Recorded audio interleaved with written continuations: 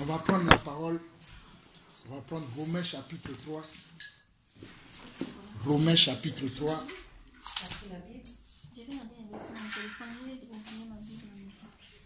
Romains chapitre 3. Nous allons prendre Romains chapitre 3.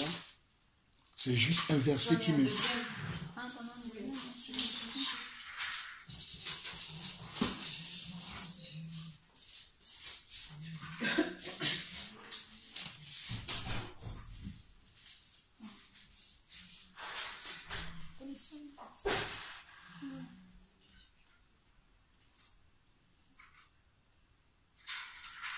C'est plutôt Romains chapitre 2, nous allons lire le verset 28 et le verset 29.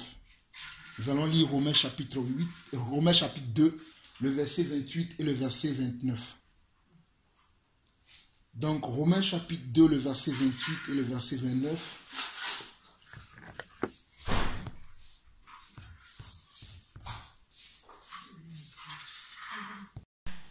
Romains 2, versets 28 et 29. On nous dit ici que le juif, ce n'est pas celui qui a les apparences et la circoncision. Ce n'est pas celle qui est visible dans la chair. Mais le juif, c'est celui qui l'est intérieurement. Et la circoncision, c'est celle du cœur selon l'esprit et non selon la lettre. La louange de ce juif ne vient pas des hommes, mais de Dieu. Je vais relire encore. Le juif, ce n'est pas celui qui a les apparences. Romains 2, le verset 28 et 29. Le juif, ce n'est pas celui qui a les apparences. Et la circoncision, ce n'est pas celle qui est visible dans la chair. Mais le juif, c'est celui qui l'est intérieurement.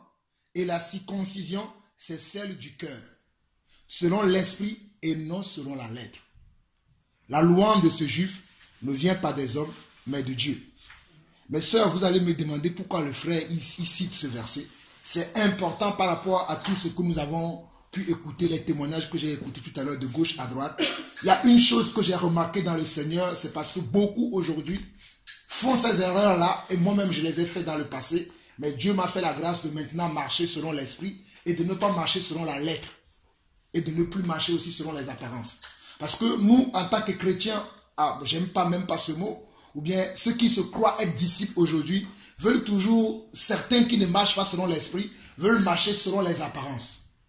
Ou bien veulent marcher selon la lettre. Parce que la lettre, c'est quoi? La connaissance. Ils veulent marcher selon la connaissance, alors que ce n'est pas la connaissance qui est... Je ne dis pas qu'on ne doit pas avoir de la connaissance. Hein. La connaissance, c'est important. Mais ce qu'on doit chercher dans la connaissance, c'est l'esprit. Parce que derrière la connaissance, il doit y avoir de l'esprit. Parce que la connaissance apporte l'esprit de Dieu en nous pour que nous puissions être dirigés par l'esprit. Mais malheureusement, ce que je vois aujourd'hui, beaucoup ont de la connaissance. Ils peuvent même connaître la Bible par cœur, de Genèse en Apocalypse, mais sans vie, sans esprit. Ou bien ils ont des masques, on va les voir lorsque nous sommes dans les réunions chrétiennes comme ça. C'est eux qui font les belles prières. C'est eux qui ont toutes les révélations de la parole. Mais au moment de la pratique, ils vont être bloqués. Pourquoi? Ça veut dire qu'ils ont que la lettre, mais ils n'ont pas l'esprit. Ça veut dire qu'ils sont juifs à l'intérieur, mais ils sont juifs plutôt à l'extérieur, mais intérieurement, ils sont dépourvus de l'esprit de Dieu. Et je prie pour que nous ne soyons pas comme ça. Parce que le vrai juif, ce n'est pas celle qui a les apparences, celui qui a la grosse Bible. Tu le vois de lundi à dimanche, il lit la Bible. Je sais que j'envoie l'émission Kangoka tous les jours, où le frère dit, il faut prier tous les jours, il faut lire sa Bible, mais il faut le faire selon l'esprit. Parce que si tu le fais selon la chair, celui qui moissonne de la chair, récoltera comment? De la chair. Mais si tu le fais dans l'esprit de Dieu, c'est-à-dire tu le fais pour connaître, parce qu'il y en a qui lisent la Bible, pour connaître la Bible, comme ça lorsqu'on est en réunion de prière, comme ça, on est en assemblée comme ça, lui aussi va prendre la Bible et dire, voilà, moi aussi j'ai lu ça. Le but, ce n'est pas ça. Le but, c'est que lorsque je médite la parole, que l'esprit me remplit de la vérité. Lorsque je vais voir quelqu'un qui est dans un problème, je vais utiliser cette vérité pour pouvoir aider la personne. C'est pour ça que nous méditons la Bible. Ça, c'est si nous avons le désir d'aider les autres. La deuxième chose, c'est que nous-mêmes, nous puissions lire et comprendre ce que l'Esprit veut nous révéler, afin que nous puissions marcher selon ce que l'Esprit nous révèle, et non montrer à ma famille, ah, je ne suis plus comme vous. Ou bien montrer à mes autres frères chrétiens, moi je ne suis plus comme vous, je suis meilleur que vous. Celui qui vit comme ça n'a pas encore compris ce que c'est que être disciple du Christ. Parce que le but, c'est que nous puissions aimer les gens tels qu'ils sont, peu importe. Mais de vouloir leur transmettre notre amour, afin qu'eux aussi puissent devenir véritables enfants de Dieu. Aujourd'hui, à notre époque-là, il y a un autre esprit qui a saisi les gens. L'esprit de condamnation, l'esprit de « m'as-tu vu? Moi je suis mieux que toi ». Mes frères, je ne suis pas dans cette... Moi, je ne suis plus dans cette chose-là. C'est pour ça que je suis souvent très seul. Parce que j'ai tellement fréquenté des gens, j'ai tellement marché avec les gens, j'ai vu qu'il y a un esprit d'animosité qui anime les gens. L'esprit d'animosité ne m'anime pas. L'esprit qui m'anime, c'est que les gens soient libres dans le Seigneur. Puisqu'ils vivent la liberté que je vis moi-même. La communion que je vis avec le Seigneur. La confiance que je mets dans le Seigneur. La paix que j'ai avec le Seigneur. Quand bien même que je ne suis pas encore parfait, ma femme elle est là aujourd'hui, elle peut vous témoigner. Je fais des choses des fois qu'elle n'aime pas. Comme elle aussi, elle fait des choses des fois que moi aussi je n'aime pas. Et ensemble, nous travaillons pour être meilleurs. Donc, ce ne dit pas que je suis mieux que les autres. J'ai encore des difficultés, j'ai encore des manquements dans ma vie. Mais je sais que si je me confie dans le Seigneur va me transformer. C'est ça la différence. Mais je ne garde pas ces manquements, ces choses qui me bloquent, je ne les garde pas en moi, en portant un masque de réunion chrétienne. Pour dire, oh oui, moi je suis chrétien, je lis la Bible, je suis dans la foi. Non, ça j'ai arrêté ça. Je n'ai plus de masque. Tous les problèmes, tout ce que je vous dis là, c'est ma vie. Hein. Tous les problèmes, même si tout ce que je fais tous les jours, je le dis ce soir dans mes enseignements.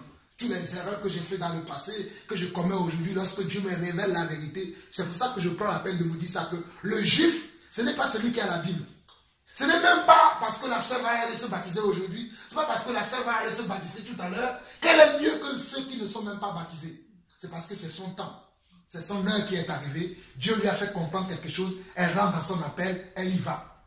Gloire à Dieu. Je ne lui ai pas dit, ma sœur, faut que tu te... Il y a une chose aussi que nous devons faire attention, surtout les gens qui prêchent l'évangile. Ils veulent forcer les gens à faire les choses. On ne force pas les gens. C'est l'esprit qui convainc. Si vous vous rappelez très bien, il y a de cela, je ne sais pas combien de mois, lorsque la sœur m'a posé la question, je n'ai pas dit, bon, ok, viens maintenant, il faut que tu sois baptisé tout de suite. Non. Parce qu'on sème la parole. Ah, moi je fais tellement confiance à la parole, que je sais que si cette parole, parce que j'ai la confiance totale à la parole, que c'est la parole qui est la vérité. C'est elle qui va convaincre les gens. C'est pour cela que Jésus a dit que je m'en vais, mais je ne vous laisserai pas tout seul. Je vous enverrai comment? Mon esprit qui est le Saint-Esprit. Et lorsque le Saint-Esprit arrivera, elle vous convaincra de péché, de justice et de jugement. Le problème, c'est que les hommes ne veulent pas laisser la place au Saint-Esprit aujourd'hui. Ils veulent prendre la place du Saint-Esprit. Je ne prends pas la place du Saint-Esprit. Mon travail, c'est d'annoncer l'évangile telle qu'elle est la vérité. Et l'évangile elle-même, elle va convaincre les gens. C'est pour ça que lorsque la sœur m'a posé la question, j'ai pris la peine d'expliquer de fond en comble comment est-ce que quelqu'un peut être baptisé et après se rebaptiser, comment est-ce que cela va venir. Je n'ai pas dit, ah oui, parce que je ne veux pas. Il y a quelque chose aussi que j'ai vu dans le Seigneur, c'est le concours de baptême. Moi, j'ai baptisé 50 personnes, j'ai baptisé 200 personnes. Mes frères, mes soeurs, je ne suis pas là. Le nombre de personnes qu'on va baptiser, ce n'est pas ça l'important, mais c'est le nombre de véritables disciples qu'on va faire, c'est ça qui est important. Lorsque nous serons au ciel, c'est ceux qui seront des véritables disciples. Croyez-moi, aujourd'hui, je suis sûr que tous les gens qui ont été baptisés ce samedi 29, c'est plutôt 28 octobre, sont nombreux. Parce qu'il y a les églises adventistes du 7e jour, il y a certaines églises qui se réunissent le dimanche et le samedi, il y a beaucoup de gens qui ont été baptisés aujourd'hui. Mais je vous assure que si vous posez la question à toutes ces personnes, ils ne comprendront pas ce qu'ils ont fait. Pourquoi? Parce qu'ils ont fait simplement un rituel d'église. C'est pour cela que je ne veux pas que nous fassions des rituels des églises, mais que nous marchons conformément, conduits par l'Esprit. Le jour où la sœur m'a posé la question, je pouvais dire non, viens, maintenant je vais te baptiser. Mais ça sera quoi? Je ferai d'elle une religieuse parce qu'elle ne comprendra pas ce qu'elle a fait. Mais quand le Seigneur elle-même va la convaincre et que c'est elle-même qui va demander, comme nous l'avons vu dans Actes chapitre 2, le verset 35, lorsque Pierre a prêché, les hommes ont posé la question Hommes, frères, que ferons-nous maintenant? Parce qu'ils ont déjà compris. Que ferons-nous? Et Pierre a dit, repentez-vous et que vous soyez baptisés. Ce n'est pas Pierre qui a dit, bon, venez, je vais vous baptiser. Il a dit non, repentez-vous. Et la Bible dit que ceux qui acceptent, vers le verset 41, on nous dit en Actes 2 que ceux qui acceptèrent cette parole furent baptisés. Aujourd'hui, on prêche l'évangile. Les gens n'ont même pas accepté, mais on les prend, on va aller les baptiser. Non. La personne va être baptisée, mais elle ne va pas comprendre ce qu'elle a fait, parce qu'elle l'a fait sous la pression. Elle l'a fait sous le regard des gens. Ah oui, bon, si tel se baptise et moi je ne me baptise pas, on va dire que moi je n'ai pas compris. Donc pour faire semblant que moi aussi j'ai compris, moi aussi je vais me baptiser. Non, tu n'as pas compris. Il faut que tu sois convaincu dans ton cœur que c'est ce que tu vas faire là, c'est ça le chemin pour toi. Si tu n'es pas convaincu dans ton cœur, ne le fais pas. C'est pour ça que lorsque nous sommes en réunion comme ça, il y a souvent cet esprit d'intimidité ou d'infériorité qui arrive. On voit un tel utiliser un verset. Ah, qu'est-ce que moi aussi j'aimerais connaître les versets comme ça. Donc du coup, même quand tu ne connais pas, tu inventes des versets. Comme j'ai entendu des fois des gens inventer des versets. Non, si tu n'as rien à dire, vaut mieux te taire. Si ce n'est pas ton moment à toi, vaut mieux laisser l'esprit te former. Et lorsque tu seras prêt, tu feras. C'est pour ça que Jésus a dit aux disciples, il leur disait que ce que je fais maintenant, vous ne comprenez pas. Mais lorsque je m'en irai, vous comprendrez. Jésus savait de quoi il parlait. Parce que s'il y a certaines choses, on ne peut pas les comprendre tout de suite. Il nous faut du temps de les assimiler. Il nous faut d'abord du temps pour écouter, après d'assimiler et après comprendre. Pourquoi? Le but, ce n'est pas d'aller de gauche à droite, tu vois une poule, tu le plonges dans l'eau. Tu vois un mouton, tu le plonges dans l'eau. Tu vois un lapin, tu le... Non, ce n'est pas ça. Mais que la personne soit convaincue dans son cœur que, il me manque quelque chose. Et ce qui me manque, c'est ça. Vous savez, lorsque nous allons faire des courses, je sais que chacun d'entre nous a déjà fait au moins une fois des courses dans sa vie. Mais nous allons acheter quoi? Ce qui nous manque. Quand nous allons faire des courses, généralement, nous allons faire quoi? Nous allons acheter ce qui nous manque. Aujourd'hui, nous étions partis faire des courses. Et nous avons acheté ce qui nous manquait. Et ce qui nous manquait, c'était quoi? C'était ce qui nous manquait pour vivre. Nous avons acheté des pâtes, du jus, je ne sais pas. On a acheté plein de choses. C'est ce qui nous manquait comment? Pour vivre. C'est la même chose pour Dieu. Nous vivons pour Dieu. Donc lorsque je vais vers Dieu, je prends chez Dieu ce qui me manque pour vivre pour lui. Donc Dieu, c'est notre magasin. Nous allons chercher tout ce qui nous manque chez lui. Ce n'est pas chez les hommes. Parce que les hommes vont nous présenter des choses. Mais est-ce que ce qu'ils nous présentent, c'est vrai? C'est pour ça que j'ai pris la parole pour vous dire, le juif veut dire le disciple. Le juif veut dire le croyant. Le juif veut dire le chrétien. Ce n'est pas celui qui a les apparences. Aujourd'hui, il y a les apparences. Il y en a qui mettent des jupes longues, qui ne mettent plus de boucles d'oreilles, qui ne mettent plus de faux cheveux, mais qui ont dans leur cœur un cœur plus mauvais que celui qui met comment? Encore des robes serrées, des pantalons serrés, qui est encore dans les beautés, dans les maquillages, qui est encore dans toutes ces choses. Son cœur est plus comment? Ténébreux que cette personne-là. Il y en a d'autres qui ont leur Bible. C'est eux qui ont des belles louanges. Oh, quand ils chantent, tu dirais que même le Saint-Esprit est descendu sur terre. Mais sa vie n'a rien à voir avec la vie de Dieu. C'est ça les apparences. Je suis en train de vous expliquer ce que c'est que les apparences. Je vous dis que moi aussi, j'étais comme eux. Je ne veux pas dire que c'est les autres. Moi aussi, j'étais comme ces gens-là. Mais Dieu m'a fait la grâce de comprendre que ce n'est pas ça, servir le Seigneur. C'est pour cela qu'aujourd'hui, je me fais beaucoup discret et je fais les choses pas à pas, sans me précipiter, parce que nous ne sommes pas dans une course. Nous ne sommes pas je ne suis pas en train de faire une course avec un tel ou un tel. Je suis en train de chercher à faire la volonté de Dieu. C'est une relation entre un père et son fils. Ou entre un père et sa fille. Ce n'est pas une relation entre des X ou des Y, mais c'est une relation comment? Verticale. Si la relation verticale, elle est authentique, la relation horizontale que nous allons avoir avec nos frères et sœurs autour de nous sera aussi authentique. Mais si la relation verticale, c'est-à-dire la relation entre un père et un fils, ou entre un père et une fille, n'est pas authentique, celle que vous allez avoir aussi sera une relation comment? De surface. Ça ne sera pas une relation qui est bâtie sur la vérité. Et mes frères, faisons attention à cela. Parce que l'ennemi a trouvé comment? Une astuce aujourd'hui pour tromper les gens. Ce que je vous dis là, vous allez être étonnés. Beaucoup de gens vont rater l'enlèvement quand l'enlèvement va se produire. Parce que l'ennemi leur a donné comment? L'apparence. Leur a donné comment? Le juif, celui qui l'est premièrement. Et ils croient qu'ils sont véritablement des enfants de Dieu. Et lorsque la trompette va sonner et qu'ils vont rater l'enlèvement, ils vont dire comment ça se fait. Mais oui, parce qu'il a été un juif selon les apparences. C'est eux qui, ces genres de personnes, c'est eux que vous allez voir, ils sont dans l'activisme. Ils ne sont pas conduits par l'esprit, ils sont dans l'activisme. Ah oui, il faut que j'évangélise lundi, mardi, mercredi. Ils n'ont plus de vie, ils n'ont plus une vie de sociabilité, ils n'écoutent plus rien. Ils sont là, il faut que je fasse, Non, moi, il faut que je fasse ce que selon le Seigneur me guide. Si le Seigneur ne me guide pas, je ne fais rien.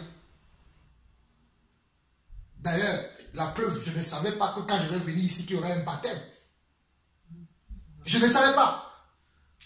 Normalement, on ne devait même pas être en Belgique. On demandait à ma femme, elle est là, on devait partir au Mans.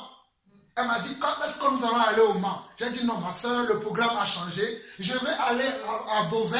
La semaine dernière, on était à Beauvais. Et cette semaine, on va venir en Belgique chez la soeur Ami. C'est ce que je lui ai dit. Pourquoi? Parce que c'est comme ça que l'esprit me conduisait. Sinon, normalement, le samedi dernier, on était à Beauvais. Normalement, aujourd'hui, on devait aller à Mans. Mais le Seigneur m'a dit, non, tu n'iras pas au Mans, tu viendras. Je ne sais pas pourquoi, mais je me suis laissé conduire. Mais si j'étais quelqu'un qui était dans les apparences, parce que je devais aller au Mans ça fait depuis des mois et des mois que je repousse mon voyage au Mans. J'allais dire, non, il faut que j'aille là-bas. Oh, non, le Seigneur dirige toujours ses enfants. Soyons conduits par l'esprit. Ce sont des choses sur lesquelles j'insiste et j'insiste. Et j'insisterai toujours. Parce que je le dis encore, beaucoup aujourd'hui sont dans l'activisme. Ah oui, il faut que je fasse. Ah oui, je dois faire. Ah, ils appellent les gens de gauche à droite. Non. Quand Dieu te conduit à appeler quelqu'un, ça va produire du fruit. Mais quand c'est toi qui le fais par la chair pour montrer à la sœur, bon, moi je suis maintenant le vrai disciple, toi tu n'es rien. À quoi ça sert? Ayons de l'amour pour les gens. Et ayons aussi de la patience. C'est que le temps que Dieu a pris pour nous former, prenons-nous aussi le temps là pour comprendre la situation des gens. Même si les gens, on voit qu'ils ont encore quelques petits défauts, nous aussi nous en avons. Laissons le temps aux gens. Cela ne veut pas dire que nous allons excuser le péché ou les choses qui nous vont. Nous allons le dire, mais avec amour et laisser que le Seigneur travaille dans la vie de ces personnes. Ne pas être là pour leur montrer que nous sommes mieux que eux, mais nous devons leur montrer la voie, le chemin qu'ils doivent suivre pour devenir meilleurs. C'est ce que Jésus a fait et c'est ce que nous ferons toujours. Donc ne soyons pas, mes frères et sœurs, mes sœurs, surtout parce qu'aujourd'hui je suis le seul frère ici. Mes sœurs, je vous en supplie dans le nom du Seigneur Jésus-Christ, soyez des modèles. Pas des modèles selon l'apparence, des modèles selon le cœur. Soyons des modèles selon le cœur et aimons les gens véritablement. Même si quelqu'un vient de commettre le péché, il n'y a aucun péché pour lequel Dieu n'a pas de pardon. Aujourd'hui, j'ai l'impression que les gens pensent que ah oui, il a commis l'adultère, ah oui, il a commis la fornication, ah oui, il a commis ceci. Ce n'est rien. Il y a un seul péché simplement que le Seigneur ne nous permet pas de prier. Il y a un seul péché, c'est le blasphème contre l'Esprit de Dieu. Mais tant que quelqu'un n'a pas blasphémé contre Dieu, il a commis que ce soit l'impudicité, que ce soit l'adultère, que ce soit la fornication, que ce soit le mensonge, peu importe, nous avons encore le devoir de prier pour cette personne-là. Et être patient, qu'il comprendra ce que nous avons compris. Mais ne fermons pas la porte tout de suite. Il a commis... Non. Ayons de la patience, car on te mesurera selon la mesure dont tu mesures les autres. Si tu n'as pas de miséricorde pour les autres, on n'aura pas non plus de miséricorde pour toi. On te mesurera avec la même mesure dont tu mesures les autres. Nous allons lire encore une parole qui confirme ce que je viens de dire. Nous allons aller dans 1 Jean.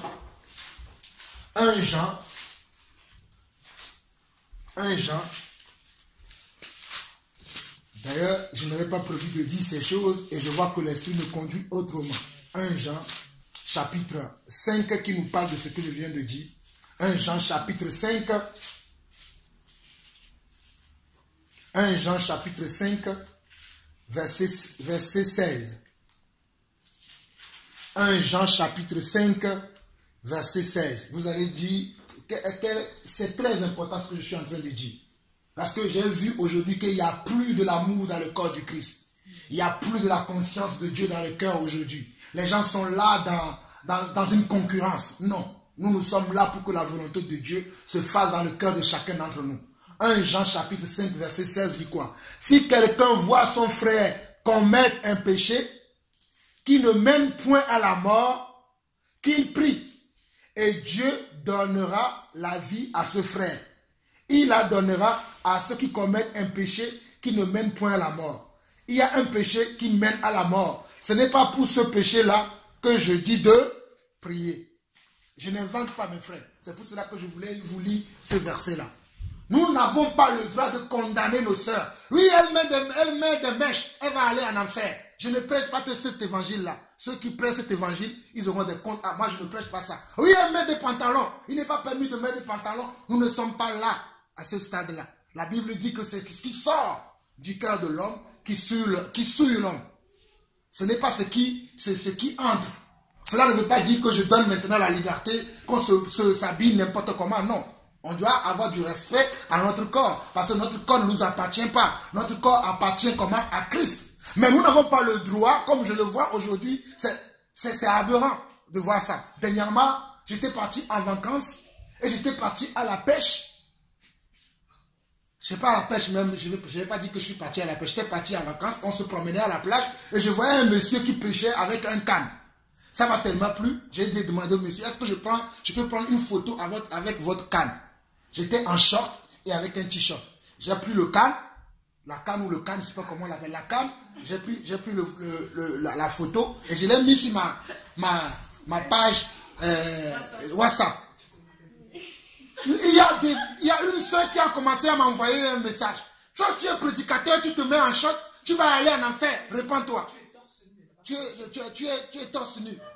Alors que je n'étais pas torse nu. Elle a commencé à dire, toi tu es prédicateur et tu es torse nu, répands-toi. Je n'ai pas répondu.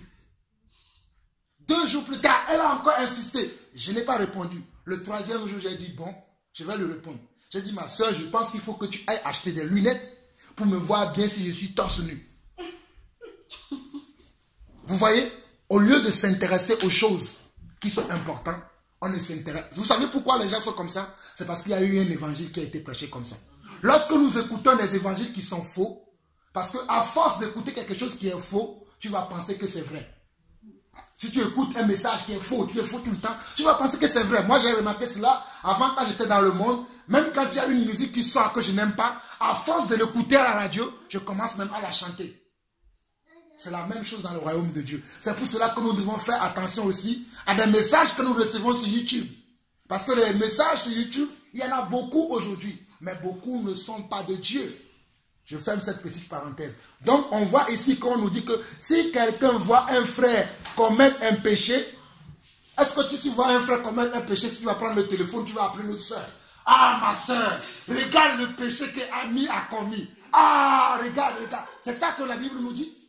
Mais c'est comme ça que nous agissons aujourd'hui. Nous voyons une soeur ou bien un frère commettre un péché.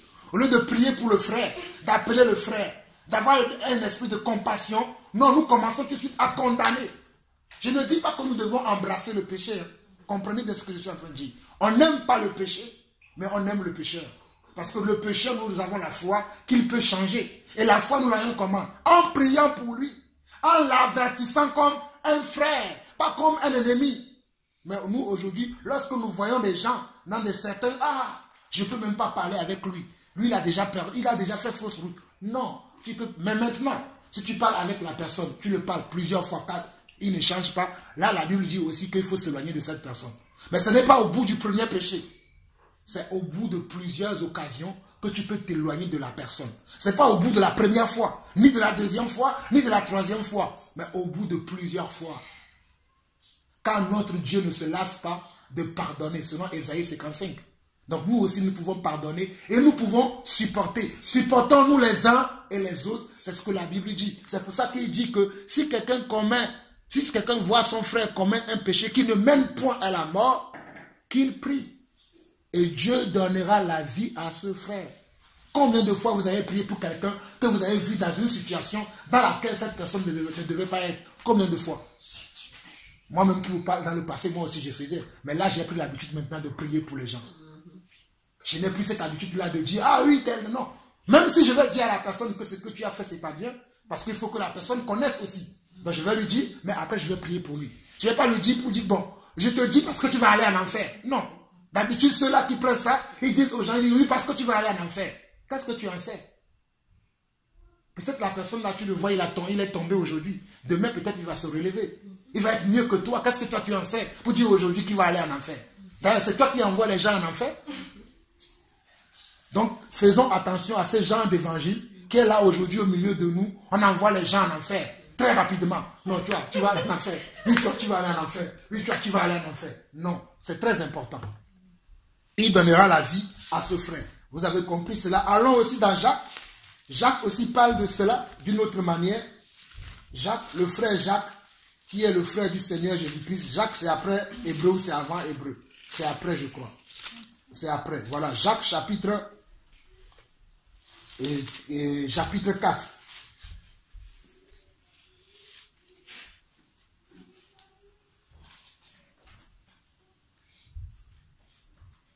Jacques chapitre 4,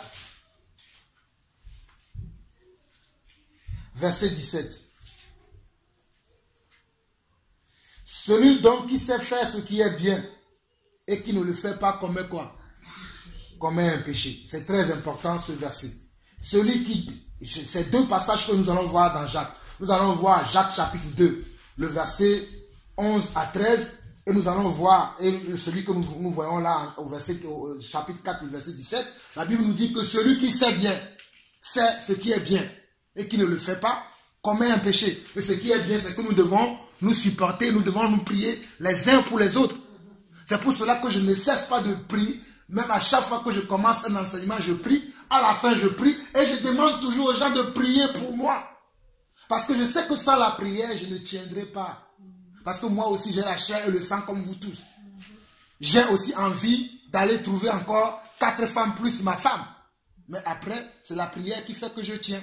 J'ai aussi envie de voler parce que ma chair peut me pousser à aller faire des choses comme ça. Mais c'est la prière qui fait que je n'arrive pas. Donc c'est pour ça que l'apôtre Paul, malgré la connaissance qu'il avait de Dieu, il disait toujours, priez pour moi, comme moi aussi je prie pour vous. C'est la même chose que le frère Christ aussi dit dans ses enseignements. Donc faisons attention, celui qui sait faire ce qui est bien, mais qui ne le fait pas, mais qui envoie les autres en enfer, lui-même il fait quoi? Il commet un péché. Maintenant venons voir le Jacques chapitre 2, le verset 11 à 13. Jacques chapitre 2, le verset 11 à 13. Il dit, en effet, celui qui a dit tu ne commettras point d'adultère, a dit aussi tu ne tueras point. Or, si tu ne commets point d'adultère, mais que tu commets un meurtre, tu deviens transgresseur de la loi. Parlez et agissez comme devant être jugé par une loi de liberté. Car le jugement est sans miséricorde pour qui n'a pas fait miséricorde. La miséricorde triomphe de comment? Du jugement. Mes frères, vous allez me dire, mais tu dis ça, mais nous voyons des fois, tu fais des vidéos sur les faux pasteurs, tu les dénonces. Oui, on doit dénoncer le mal. Mais lorsque je dénonce un faux pasteur, je ne l'envoie pas vraiment je le dénonce dans le sens pour qu'il sache que ce qu'il fait, ce n'est pas de Dieu. Mais il y a certaines personnes qui ont déjà fait faux rousse, ils sont déjà sortis de la volonté de Dieu. Qu'on le veuille ou pas, ils ne vont pas changer. Eux, selon l'apôtre Paul a dit même qu'il les a livrés comment? À Satan. Mais entre nous, frères et sœurs, la Bible dit que, ici on voit au verset 11, en effet, celui qui a dit tu ne commettras point d'adultère, a dit aussi tu ne tueras point. Tu vas dire, moi je n'ai pas commis d'adultère, mais si tu as tué, tu es coupable aussi de l'adultère. Tu vas dire, moi je ne commets non plus de l'adultère, ni de tuerie, mais tu mens, tu as menti, tu es coupable de tous les autres péchés. Donc faisons attention lorsque nous condamnons les gens. Peut-être toi aujourd'hui dans ton cas, tu n'es ni dans l'adultère, ni dans la fornication, ni dans l'hypocrisie, mais au moins tu es dans le mensonge. Ou bien peut-être tu es dans la médisance. Parce qu'il y en a encore parmi nous qui se permettent de médire sur les gens. Oh, tu vois la sœur amie, ah, elle dit qu'elle est chrétienne, mais regarde comment elle est. C'est la médisance. Qu'on le veuille ou pas, c'est la médisance. Parce que tu ne mesures pas le don de Dieu dans la vie de la sœur. Parce que si la sœur est à ce niveau maintenant, peut-être le niveau où elle atteindra demain, elle va même te dépasser. Tu vois, qui a 20 ans dans le Seigneur, mais qui est toujours pareil, mais qui te permet d'aller de maison en maison pour médire des gens. Oui, moi je ne suis pas comme un tel. Et Dieu nous a donné 2 exemples dans la Bible comme ça. Il y a, je sais que vous connaissez ce passage, cette parabole du Seigneur qui est dans Matthieu et dans Marc, si je ne me trompe pas, où il y avait 2 personnes qui sont rentrées dans le temple qui priaient. L'un disait, moi je donne ma dîme, moi je fais ceci, je fais cela, je ne suis pas comme ce publicain-là qui est de l'autre côté. Et le publicain, il était là, lui disait, Seigneur, sois patient envers moi, parce que je sais que je suis pécheur. Et la Bible dit que les 2 sont sortis, mais Dieu a écouté la prière de celui qui a dit, sois patient envers moi, parce que je sais que je suis pécheur. L'autre, il était quoi? Il était en train de brandir ses œuvres devant le Seigneur. Il était de brandir comment? Ses additions devant le Seigneur. Oui, Seigneur, je fais ça, je fais ça, je fais ça. Comme ceux aujourd'hui qui sont dans l'activisme. Ils sont dans la chair. Tout ce qu'ils font, ils le font dans la chair. Ils ne le font pas conduit par l'esprit. L'autre, il était vraiment conduit par l'esprit. Son esprit lui a dit, tu es dans le péché. Ne cherche pas à dire quelque chose. Dis simplement, Seigneur, j'ai péché contre toi. L'autre, comme il était charnel, oh, tu vois, moi, je donne. Je fais ceci, je fais cela. Non, ce n'est pas le nombre de dons qu'on fait qui est nécessaire, mais c'est le nombre de dons qu'on fait selon le Seigneur qui est nécessaire. C'est ça qui est important. Et il dit, nous continuons au verset 12, parlez, nous sommes toujours dans Jacques chapitre 2, le verset 12, il dit, parlez et agissez comme devant être jugé par une loi de liberté, car le jugement est sans miséricorde pour qui n'a pas fait miséricorde. La miséricorde triomphe comment? Du jugement. Je vais lire un dernier verset et nous allons procéder au baptême. C'est dans Actes chapitre 17. Puisqu'il y a question de baptême, c'est pour éclairer cela aussi aujourd'hui. Parce qu'il y a beaucoup qui se posent ces questions. Est-ce que je dois me rebaptiser? Est-ce que le baptême? Est-ce que ceci? Est-ce que cela? Non. On se bat. Il y a un seul baptême dans le Seigneur. Philippiens nous parle de cela. Il y a une seule fois. Ah, je vais commencer par là. Merci Seigneur. Oui. Oui, tu as une question? Oui. Vas-y ma soeur. Oui, concernant le baptême, parce que j'aurais aussi voulu me refaire baptiser. Mais pas aujourd'hui. Oui. Parle plus fort, hein, je ne t'entends pas. Vas-y. Oui, c'est ça que je voulais te dire. Tu voulais aussi te refaire baptiser? Oui. Ok. Mais nous allons lire quand même Philippiens pour moi. On met à côté. Oui, on laisse d'abord, c'était à 19. À 17 plutôt, à 17, on le met à côté. On va revenir. Et là maintenant c'est quoi? On va dans Philippiens. Attendez que je trouve le passage même dans Philippiens. Qui parle de cela.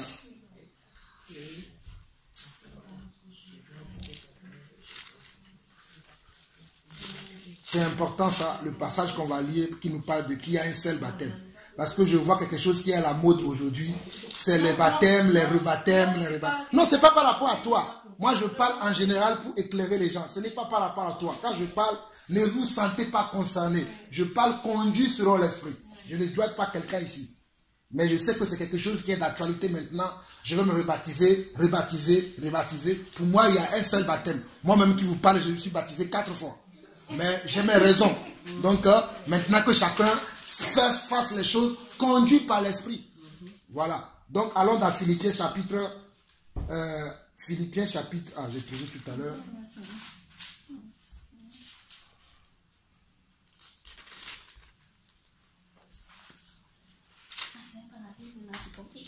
Oui, quand c'est après quoi alors? Après... Avant Galates? Oui, c'est avant. Philippiens, c'est avant Éphésiens. C'est après Éphésiens plutôt. C'est après Éphésiens. C'est un verset qui parle qu'il y a un seul baptême. Il y a une seule foi. Je ne sais pas si c'est dans Éphésiens ou c'est... Oui, c'est plutôt dans Éphésiens. C'est dans Éphésiens chapitre 4. C'est pas dans Philippiens.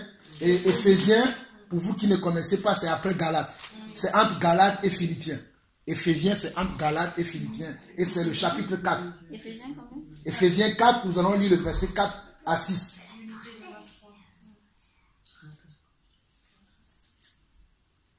On peut même commencer par le verset 1. Il dit quoi? Je vous exhorte, nous sommes dans Éphésiens chapitre 4. Il dit, je vous exhorte donc, moi, le prisonnier dans le Seigneur, à marcher d'une manière digne de la vocation qui vous a été adressée, en toute humilité et douceur, avec patience, vous supportant les uns les autres avec amour, vous efforçant de conserver l'unité de l'esprit. L'unité de l'esprit n'existe plus aujourd'hui. L'unité de l'esprit par le lien de comment? Le lien de la paix. Il y a un seul corps et un seul esprit. Il y a un seul corps et un seul esprit. Quand la Bible dit qu'il y a un seul corps, la Bible fait allusion à l'église. C'est-à-dire qu'il y a une seule église. Il n'y a pas plusieurs églises. Il y a un seul évangile. Il n'y a pas plusieurs évangiles. Aujourd'hui, nous voyons l'évangile éternel, l'évangile du 7e jour, l'évangile du 8e jour. Il y a plein de... Non, aujourd'hui, nous devons comprendre, vous et moi, qu'il y a comment un seul corps et un seul esprit. Comme aussi vous avez été appelés à une seule espérance par votre vocation. Quelle est la seule espérance que nous avons? C'est Christ Jésus. L'espérance du... Comme Paul dira, Christ en moi, l'espérance de la gloire. Nous avons une seule espérance, c'est que nous savons que Christ reviendra nous chercher. Donc on nous dit que à une seule espérance par votre vocation, il y a un seul Seigneur. Il n'y a pas plusieurs seigneurs. Aujourd'hui, il y a les gens qui disent que non, il y a Dieu le Père, il y a Dieu le Fils, il y a Dieu ceci. Dieu est le seul Dieu qui se manifeste dans le Père, qui se manifeste dans le Fils, qui se manifeste dans le Saint-Esprit. Il n'y a pas un autre Dieu, l'autre qui est assis à sa droite. Ce n'est pas ça. Parce que c'est pour ça qu'on nous dit qu'il y a un seul Seigneur. Et on nous dit une seule foi. Il y a aussi comment? Une seule foi. Il n'y a pas plusieurs fois. C'est pour ça que dernièrement, j'ai fait un enseignement sur la foi. Les gens disent qu'ils ont la foi, mais est-ce qu'ils ont la vraie foi? Parce qu'il y a plusieurs foi dans le monde aujourd'hui. Les djihadistes aussi ont de la foi. Les témoins de Jéhovah aussi ont de la foi. Même les animistes, ils ont aussi de la foi. Mais quelle est la foi que vous avez? Que chacun réponde à cette question. Moi, je sais la foi que j'ai. Je n'ai pas besoin de montrer à quelqu'un. Je le montre à Dieu qui regarde dans mon cœur, qui sait quelle est la foi que son fils Jean-Paul professe. Mais chacun d'entre nous doit être capable de savoir quelle est la foi qui l'anime. Ok, nous continuons. Il y a aussi comment? Il y a un seul Seigneur, une seule foi et comment? Un seul baptême. Il n'y a pas 2 baptêmes, il n'y a pas 3 baptêmes, il n'y a pas 4 baptêmes, il n'y a pas 5, 6 baptêmes, il y a un seul. Un seul baptême. Et le seul baptême là, c'est le baptême que tu fais lorsque tu te reconnais vraiment que tu es pécheur. Tu te répands de tes péchés et tu rentres dans ce taux de baptême parce que tu t'es reconnu que je suis pécheur. Je me repens de mes péchés aujourd'hui. Aujourd'hui, je prends un engagement devant le Seigneur et devant les témoins qui vont assister à mon baptême que je refuse ma vie d'avant et que j'accepte la vie du Seigneur, que je vais faire maintenant un mariage avec le Seigneur. Quand je dis un mariage, ce n'est pas un mariage que nous faisons selon le monde. C'est-à-dire que je vais me marier avec les pensées et la volonté de Dieu. Je vais tuer en moi ma propre volonté et je vais accepter maintenant la volonté de Dieu. C'est ça le baptême. Et une fois que tu acceptes cela, maintenant tu vas rentrer dans l'eau pour mourir à ton ancienne vie et ressortir avec une nouvelle vie. Cela ne veut pas dire que tu ne vas plus pécher lorsque tu sors. Si vous savez combien j'ai péché lorsque je me suis baptisé et combien je pêche encore aujourd'hui. Le baptême n'est pas gage de... Ah, comme on voit aussi, si quelqu'un est en Christ, il a une nouvelle création. Les choses non, tu as une nouvelle création, c'est-à-dire ton esprit va être régénéré. C'est-à-dire dans ton corps maintenant, il va avoir tout le temps un esprit qui va s'opposer à toi. Lorsque tu vas vouloir marcher selon la volonté de Dieu, il y aura une autre puissance qui va venir pour t'empêcher de marcher selon la volonté de Dieu. Donc il va avoir une lutte permanente à l'intérieur de toi. Là, même le grand apôtre Paul a eu cela. Il le dit dans Romains chapitre 7. Il dit le bien que j'aime, je n'arrive pas à le faire. Le mal que je ne veux pas, c'est ce que je commets souvent, qui me délivrera de ce corps. Lorsque nous portons ce corps, nous serons toujours sujets à tomber dans le péché, parce que la chair est faible. Mais l'esprit est comment? Voilà, l'esprit est bien disposé. L'esprit est fort, mais c'est la chair qui est faible. C'est pour cela que nous devons nous efforcer de ne pas être charnel, mais être plutôt comment? Spirituel. Je vais finir le verset, il dit, il y a un, il dit, verset 6, un seul Dieu et Père de tous, qui est au-dessus de tous, et parmi tous, et en tous.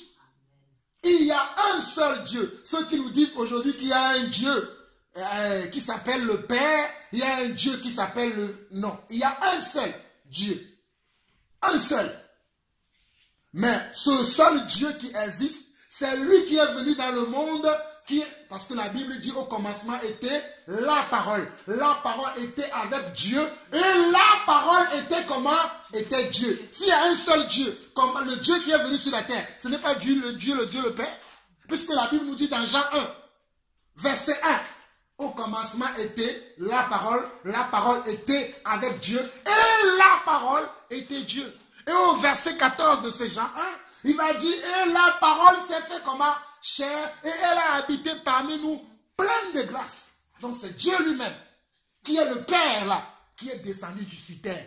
Je sais qu'il y a un évangile qui court dans les rues aujourd'hui. Ah, Jésus n'est pas le Père. Ceux qui prêchent ce genre de choses, ils ont leur compte à rendre. Mais nous devons prêcher l'évangile. Et croyez-moi, ces derniers temps, je vais faire beaucoup d'enseignements parce que Dieu m'a mandaté pour cela. Dieu m'a dit, va parler de ces choses. J'ai commencé. Mais je vais rentrer encore plus en profondeur dans beaucoup de choses dans les prochains jours. Parce qu'il y a beaucoup qui sont là pour tromper les gens, qui sont là parce qu'eux-mêmes, ils ne sont pas éclairés. Et comme ils ne sont pas éclairés, ils enseignent des fausses choses. Nous devons être éclairés. Si tu ne sais pas quelque chose, tais-toi, ne dis rien. Vaut mieux dire que je sais, alors que ce que tu sais, ce n'est pas la vérité. Il y a des questions qu'on me pose. Je dis, ah mon frère, ma soeur, je ne peux pas te répondre parce que je ne sais pas. Il n'y a pas de honte à dire que je ne sais pas. Il y a des gens qui me posent la question, frère, peux-tu nous parler des diverses phases de l'enlèvement? Je dis, mon frère, je ne sais pas ça, il n'y a que Dieu seul qui le sait. Je n'ai pas de honte à dire ça. Mais je vois les gens qui se prennent un malin plaisir. Ah, tu sais, Jésus va revenir le 30 septembre. Il va revenir le 50... Non, je ne connais pas. Puisque le Seigneur lui-même, il a dit, ce n'est pas à vous de connaître les temps et les circonstances. Donc, je m'appuie sur cela.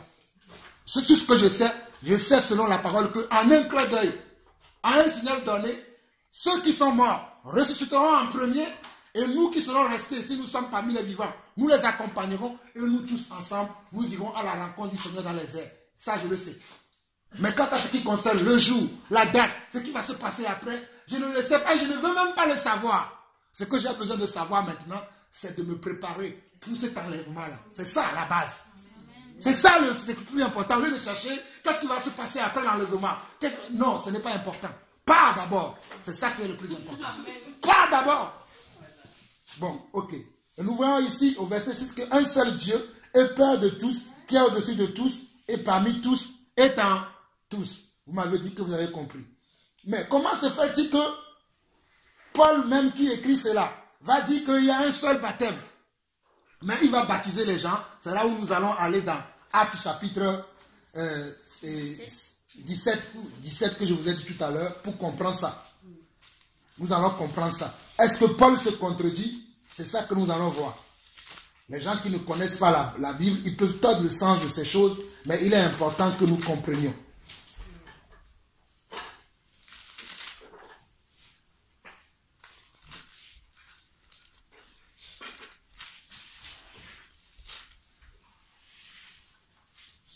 Non, allons plutôt à Actes chapitre 19. J'avais dit 17, mais c'est plutôt 19. Excusez-moi. C'est Actes plutôt chapitre 19. Et nous allons finir avec cette question de baptême. Cela va aider beaucoup de gens à comprendre ces choses. Je ne me baptise pas pour épater ma soeur amie. Je ne me baptise pas pour épater mon épouse. Je me baptise parce que le Seigneur m'a convaincu de péché, de justice et de jugement. Et que le Seigneur m'a dit, il faut que tu te naisses de nouveau. C'est pour cela que je me baptise. Je ne me baptise pas parce que j'ai vu la sœur un tel est baptisée. Le frère un tel est baptisé. Le frère, non, je me baptise parce que c'est mon moment à moi. C'est mon temps à moi. Parce qu'il y a un temps pour tout. Maintenant, lisons. Actes chapitre 19. Paul, pendant qu'Apollos était à Corinthe, Paul, après avoir parcouru les hautes provinces de l'Asie, arriva à Éphèse. Ayant rencontré quelques disciples, il leur dit, « Avez-vous reçu le Saint-Esprit quand vous avez cru ?» Il lui répondit, « Nous n'avons même pas entendu dire qu'il y a un Saint-Esprit. La chose que nous, chrétiens, aujourd'hui, nous ne faisons pas. Nous racontons les gens, ils disent qu'on est chrétiens et nous parlons avec eux. Non, nous devons être convaincus qu'ils ont reçu le même esprit que nous avons reçu. Parce que la Bible dit que comment? Il y a un seul esprit. Plaise à Dieu, je ferai un enseignement sur cela pour les plusieurs esprits qui sont là dans le monde aujourd'hui. Un tel aussi dit, ah, je suis chrétien, mais il y a un autre esprit en lui. L'autre aussi dit que je suis chrétien, mais il y a... Non, les véritables enfants de Dieu ont le même esprit. C'est-à-dire, lorsque nous allons parler, nous allons nous comprendre parce que nous avons comment? Le même esprit. Si nous parlons et que nous ne comprenons pas, ça veut dire que nous n'avons pas le même esprit.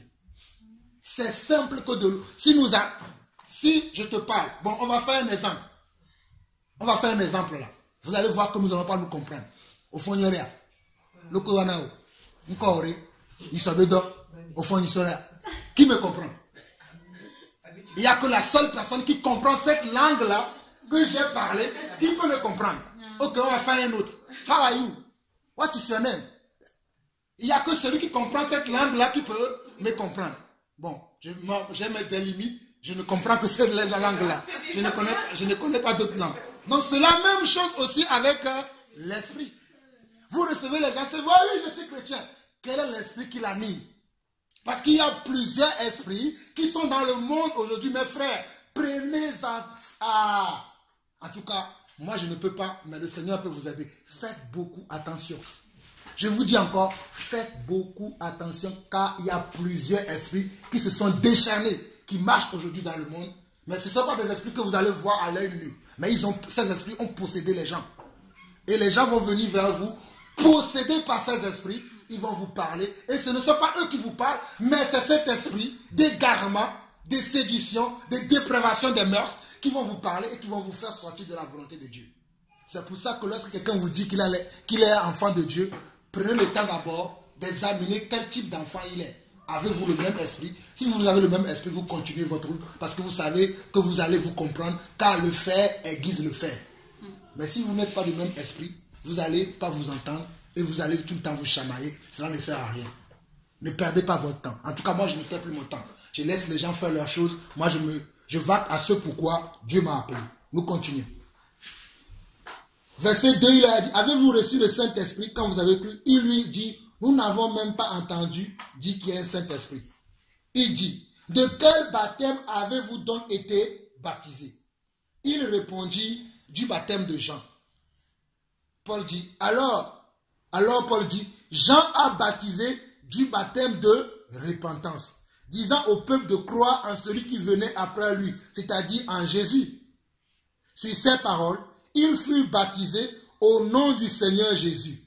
Lorsque Paul leur eut imposé les mains, le Saint-Esprit vint sur eux et ils parlaient en langue et prophétisaient.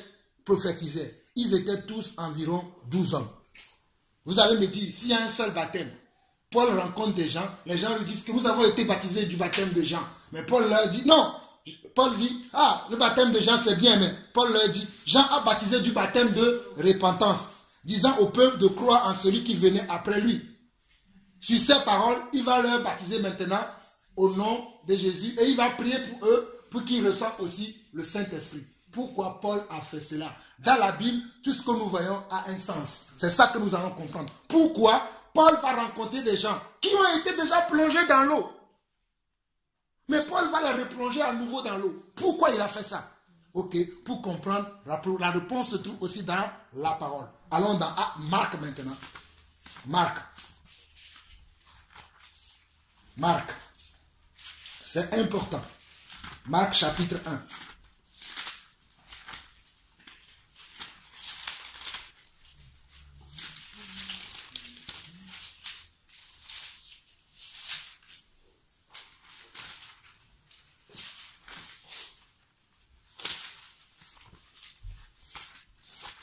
Marc chapitre 1. Et Marc qui a écrit la Bible là, tout à l'heure, moi j'aime beaucoup ça. Hein. Quand je vais lire un livre, je cherche à comprendre qui a écrit le livre. Le livre vient d'où? Et ce Marc là, ce n'est pas un apôtre.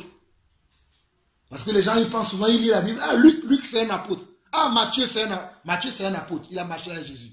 Mais Marc et le livre et l'évangile de Luc, ce ne sont pas des apôtres. Ce sont des gens qui ont marché avec les apôtres qui ont écrit ces livres. Marc, c'était un compagnon de mission de Paul. Luc aussi était un compagnon de mission de Paul. Je ne sais pas si vous avez des Bibles, tu vois, peut-être tu l'auras dans ta Bible. Si vous avez des Bibles d'enseignement, avant de commencer un livre, on parle de l'introduction du livre. Ah, je me permets de vous lire cela, parce que c'est des choses que je fais quand je fais des recherches. Parce que moi, je fais beaucoup de recherches.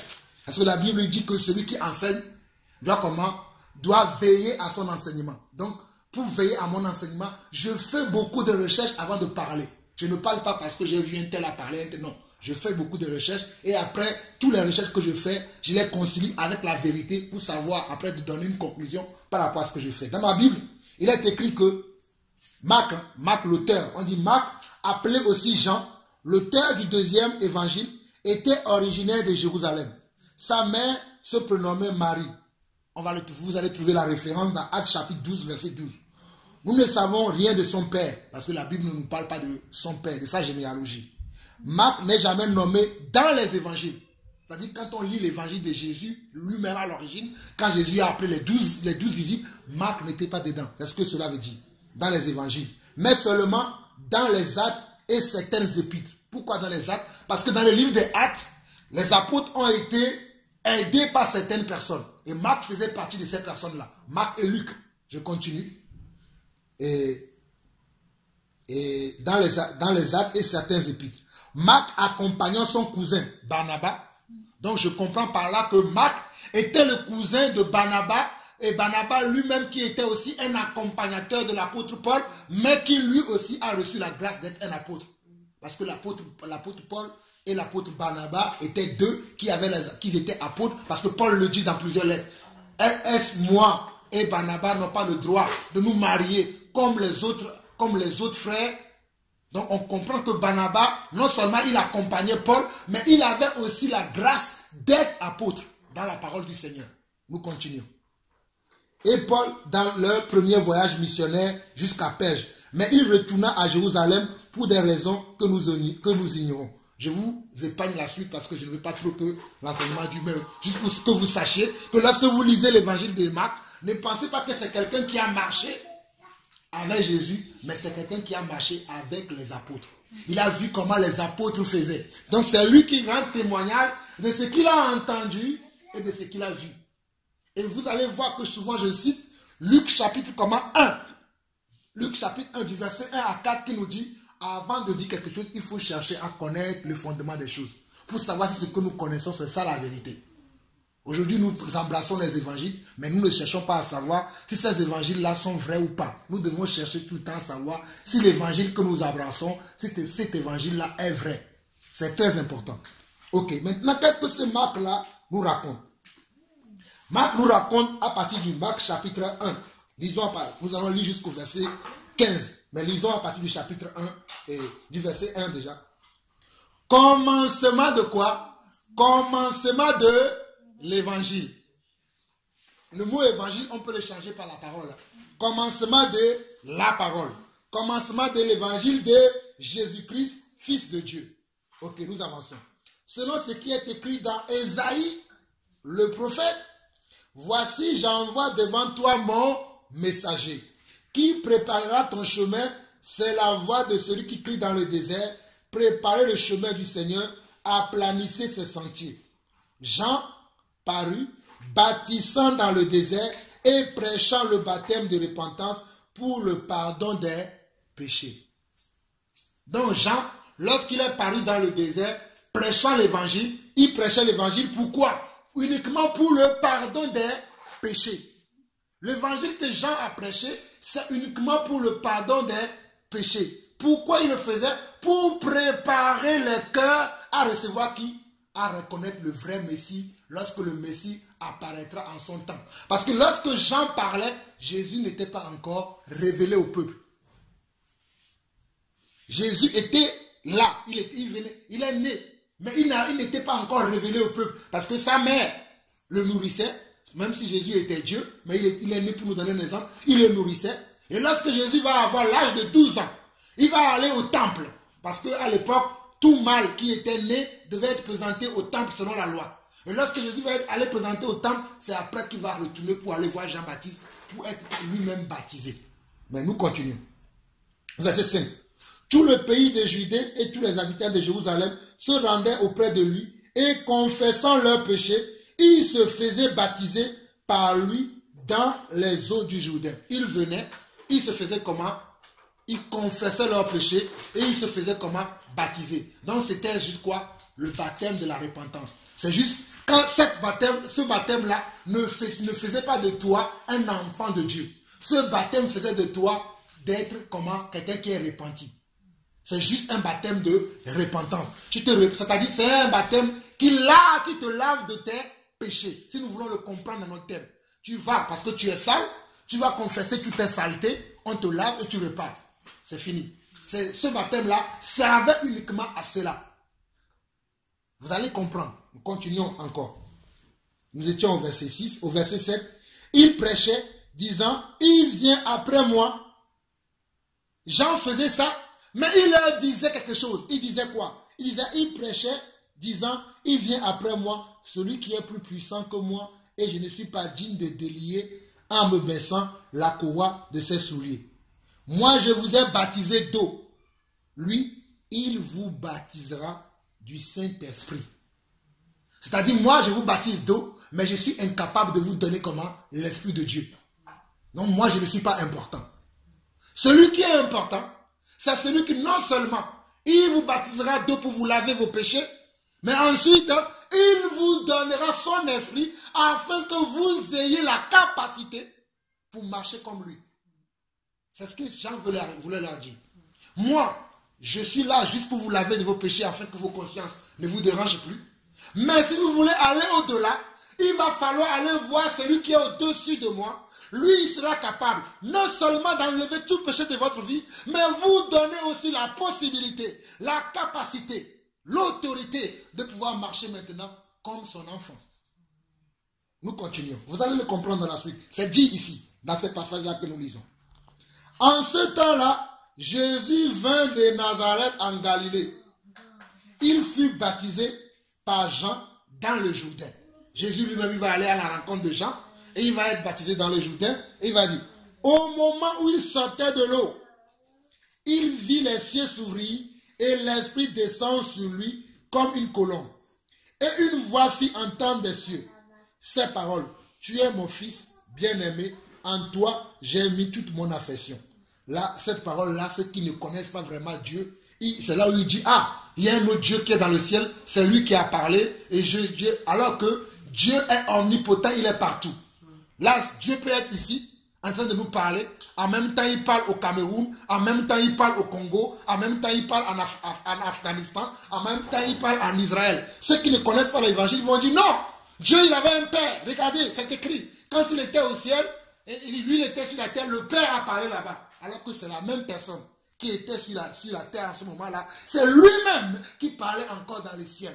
Pour nous qui sommes spirituels, nous comprenons ces choses. Mais le sujet de mon enseignement, ce n'est pas ça. Donc je ne vais pas m'attarder sur ces choses. Nous continuons. Et verset 12. Aussitôt, l'Esprit poussa Jésus dans le désert où il passa 40 jours, tenté par Satan. Il était avec les bêtes sauvages et les anges le servaient. Je ne sais pas si vous avez suivi l'enseignement que j'ai fait dernièrement sur le Saint-Esprit. Je n'ai pas encore fini parce que je vais revenir là-dessus. Regardez ici, on nous dit encore, aussitôt l'Esprit le poussa. L'Esprit c'est qui? C'est Dieu. C'est Dieu qui doit toujours pousser. Ce n'est pas nous.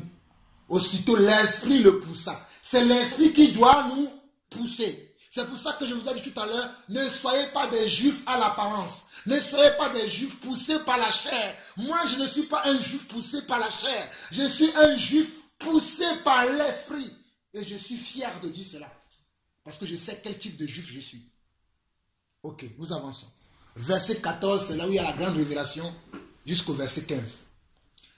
Après que Jean eut été livré, donc Jean a fini son travail, il faut qu'il diminue, et le vrai Dieu, il faut que le vrai Dieu puisse paraître maintenant. Après que Jean eut été livré, parce que si vous connaissez l'histoire, on nous donne la précision sur cette histoire dans le livre de Jean.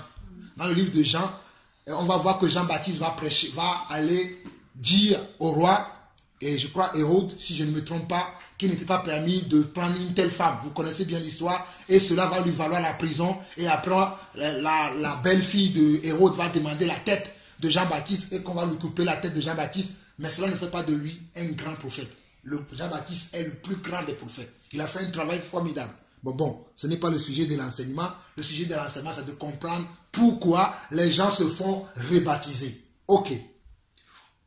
Il dit, après que Jean eut été livré, Jésus alla dans la Galilée, prêchant l'évangile de Dieu. Donc Jésus aussi a prêché. Regardez, on dit Jésus alla dans la Galilée, prêchant l'évangile de Dieu. Donc ce que Jean prêchait avant, ce n'est pas l'évangile. Mais il prêchait un évangile pour préparer les cœurs. Mais l'autre évangile que Jésus prêchait, c'est pour que maintenant, reçoive maintenant cet évangile et puisse aller vivre avec cet évangile-là. C'est pour ça qu'il y a l'évangile de Jean, c'était l'évangile préparatoire. Et l'évangile de Jésus, c'est l'évangile de, comment je peux l'appeler? L'évangile de, qui va faire de toi maintenant à devenir le véritable enfant de Dieu. Et qu'est-ce qu'il faisait? Il disait, le temps est accompli et le royaume de Dieu est proche. Repentez-vous et croyez à la bonne nouvelle. Repentez-vous et croyez comment? À la bonne nouvelle. Repentez-vous. Ils se sont repentis, non? Mais il dit maintenant, croyez à la bonne nouvelle. La bonne nouvelle, c'est qui? C'est moi. Puisque moi, je suis le chemin, la vérité et la vie. Jean 14, 6. Il dit quoi? Je le dis encore. Verset 15 dit, il disait, le temps est accompli. J'en ai plus. Maintenant, c'est moi qui vous devez suivre. Croyez maintenant à la bonne. Repentez-vous et croyez à ce que je vous dis. Amen. Ok. Il dit ça. Jésus dit, le temps est accompli et le royaume de Dieu est proche. Repentez-vous et croyez à la bonne nouvelle.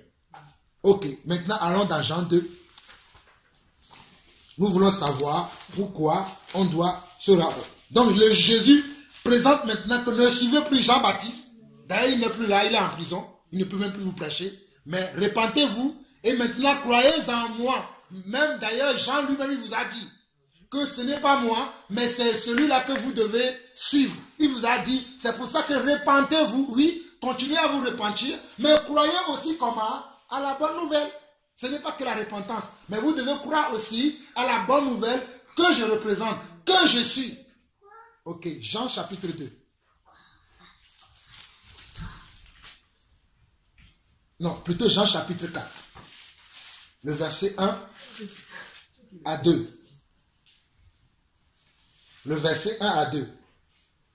Le Seigneur sut que les pharisiens avaient appris qu'il faisait et baptisait plus de disciples que... Ah, regardez bien. Le Seigneur sut. Quand on dit le Seigneur, on parle de Jésus. Le Seigneur Jésus-Christ, ou notre Dieu Jésus-Christ, sut que les pharisiens... Comment il a su? Parce qu'il est Dieu, il sait tout. Tu penses, même la pensée qui traverse ta tête, Jésus le sait déjà. Il lit dans nos pensées. Ce que moi je ne peux pas faire, à moins qu'il me le révèle. Voilà. Le Seigneur sut que les pharisiens avaient appris qu'il faisait et baptisait plus de disciples que Jean. Non seulement Jésus faisait des disciples, non seulement Jésus baptisait les disciples, mais il faisait d'eux des disciples. Ce n'est pas moi qui l'ai inventé. Regardez, il est écrit ici. Le Seigneur sut que les pharisiens avaient appris. Les pharisiens, c'est qui? C'est ceux qui contestent toujours avec la parole. C'est ceux qui voient la parole autrement. Ils ne veulent pas le voir comme Dieu veut le voir. Et croyez-moi, nous avons beaucoup de pharisiens de nos jours. Il dit qu'il faisait et baptisait plus de disciples que Jean. Toutefois, Jésus ne baptisait pas lui-même. Jésus n'a jamais baptisé. Mais c'était ses disciples. Alors, il quitta la Judée et retourna en Galilée. Donc, lorsque Jésus était là, il baptisait. Il baptisait plus que Jean. Puisque Jean a été simplement le préparateur, l'annonciateur, celui qui va annoncer. Comme dans les églises aujourd'hui, même nous voyons cela. Il y a quelqu'un, quand le culte commence, eux-mêmes ils appellent, il y a un nom. Le modérateur. Le modérateur vient, lui, modère. C'est comme dans le monde du spectacle, il y a des gens qui chauffent la salle. Avant que le comédien lui-même, il arrive. La première partie, même dans les concerts, vous qui avez été dans le monde souvent, si vous attendez le vrai artiste, il va y avoir les petits artistes qui vont passer d'abord, le grand artiste il va passer après. C'est comme on voit aussi dans les églises aujourd'hui, l'église a copié cela. Dans l'église, on va voir les modérateurs, ils ne sont pas importants. Généralement, quand ces gens-là parlent, personne ne l'écoute. Mais quand le pasteur, lui, il arrive, là, tout le monde s'assoit et le pasteur est arrivé. Et on va écouter maintenant. Donc, Jean a été celui qui a préparé les gens pour recevoir Christ. Donc, c'est pour ça que nous avons compris que lorsque l'apôtre Paul a rencontré ses disciples, il a dit, mais de quel baptême avez-vous? Quel baptême vous me parlez? Le baptême des gens. Il dit, ah, c'est bien, mais ce baptême-là, c'est juste le baptême pour vous préparer à recevoir Christ. C'est le baptême pour vous laver de vos péchés. Mais le vrai baptême qui fera de vous des enfants de Dieu, qui permettra que l'Esprit de Dieu puisse venir habiter en vous, c'est le baptême que Jésus lui-même il a prêché. Et c'est quel baptême? C'est ce que nous découvrirons. Allons-y, Matthieu. Matthieu, chapitre 1. Nous sommes presque à la fin. Il nous reste encore 2-3 passages à voir. Il y a tellement de passages, mais je prends juste les passages clés qui vont nous aider. Matthieu, chapitre 3. On va lire le verset 11. Matthieu, chapitre 3, le verset 11. Ça, c'est Jean qui parle ici. Hein. Jean-Baptiste, hein, pas Jean l'apôtre, mais Jean-Baptiste. Il dit, moi, je vous baptise d'eau. Pour vous mener à quoi? À la repentance. Mais celui qui vient après moi est plus puissant que moi et je ne suis pas digne de porter ses souliers. Il vous baptisera. Jean a déjà annoncé que lui, il vous baptisera à nouveau. Ce que moi je fais, c'est juste une préparation. Mais lui, il vous rebaptisera comment? Une deuxième fois. Il vous baptisera du Saint-Esprit et de feu. You hear me? Vous comprenez ce que je dis? C'est important. Lui, il vous baptisera à nouveau. Moi, je vous prépare simplement. Mais lui, il a le vrai baptême. Le vrai baptême qui va changer votre vie, qui va changer votre destin ou votre destinée, qui va changer votre compréhension, qui va faire que l'Esprit de Dieu va habiter en vous. Lorsque vous allez lire la parole, vous allez le comprendre. Lorsque vous allez rencontrer les faux frères, l'Esprit de Dieu va vous dire non, ne suis pas tel frère, ne suis pas telle sœur, n'écoute pas tel frère, n'écoute pas telle sœur. C'est ça.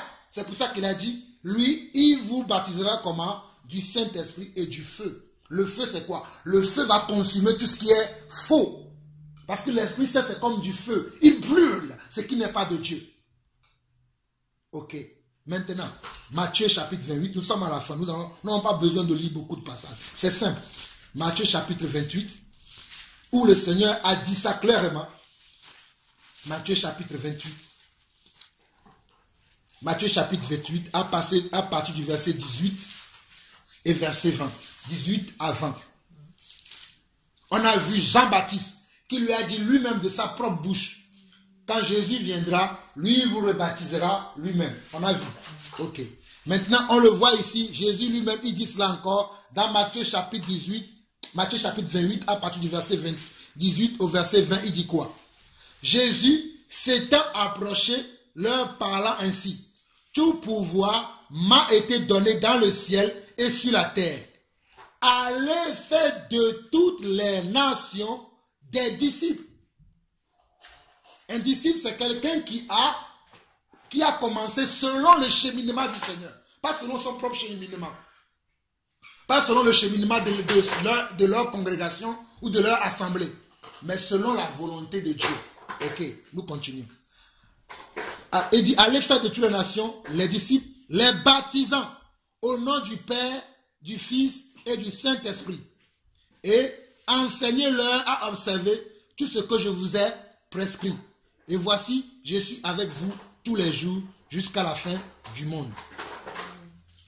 Ici, il a dit, enseignez-leur, et au verset 19, il a dit, en les baptisant au nom du Père, du Fils et du Saint-Esprit, et enseignez-leur à observer tout ce que je vous ai prescrit. Donc, lorsqu'on baptise quelqu'un, on doit aussi comment?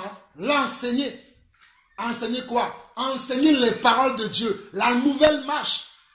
Comment la personne doit marcher maintenant. On doit l'enseigner cela. On doit l'encadrer. On doit lui donner des conseils.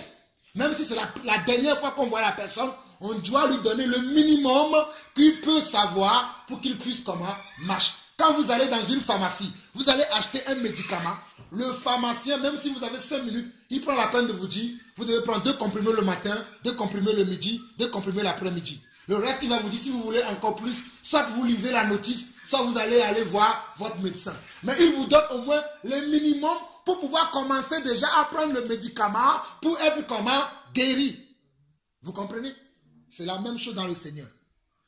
Vous venez, on va vous parler de baptême de repentance, vous devez vous repentir pour vous rebaptiser, mais après on doit vous enseigner pour que vous puissiez grandir selon le Seigneur et marcher selon sa volonté. Luc, ces mêmes paroles, Luc aussi le dit. Allons dans Luc. Luc chapitre 24. Luc chapitre 24. On va faire le baptême dans 10 minutes. Dans 10 minutes. Mais c'est important de revenir sur ces choses-là parce que c'est important. Luc chapitre 24 à partir du verset 44. Luc chapitre 24 à partir du verset 44. Après, il nous restera un dernier passage à voir dans Acte 2 et puis c'est bon. Luc chapitre 24 à partir du verset 44. Puis il leur dit, si vous êtes là, Luc chapitre 24, c'est le dernier chapitre de Luc.